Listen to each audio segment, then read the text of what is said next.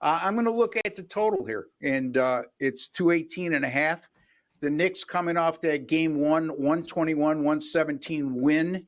Um, you look at the analytics in the NBA, and the Knicks are like bottom three when it comes to fast tempo. They're actually in the slow tempo range. Yet, you look at the results, not only in the playoffs, but over the latter half of the year, they've gone over the total in 16 of 19 games. Now, the opposition will tell you, well, look at their totals, though. Their average total is really low. Well, over those 19 games, you're right. The average total was 211.7, but they also scored around 226 points per game combined in that time. And they've also shot 39.3% over those 19 games from three-point range, which, again, when you think of the Knicks, you don't think of this dynamic three-point shooting team with the exception of Jalen Brunson. They've also gone 4-0 to the over this year at home, coming off a home game in which they scored 120 or more, like they're in that situation today.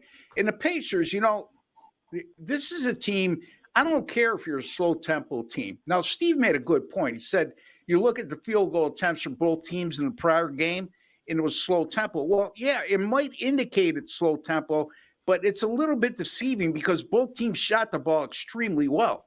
And when that happens, it's very difficult to find two teams that are going to shoot over 50% and have over 90 field goal attempts, in that game. If we're talking that, we're talking a total in the 230s, 240s, in my opinion. So in their 4 games against the Knicks this year, the Pacers over like 122 per game, 54% shooting, 45.8% from the field. When you think of the Knicks, you think of Tom Thibodeau coach teams, you think of defensive play. The reason I can make sense of that is, to me, Indiana shares the ball better than anybody in the NBA. I think the announcer hit it best, or the analyst hit it best in the last game. The ball doesn't stick with Indiana on offense. They share the ball. They're very athletic.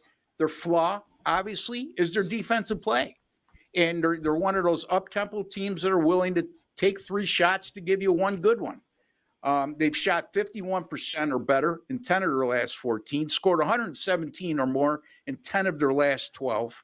So I just think that, again, when you look at the totals during the regular season between these teams, and Steve mentioned it's drastically different, right, Prez? But I'm not going to get scared away with the money that's brought this from 220.5 down to 218 in the last 2 hours.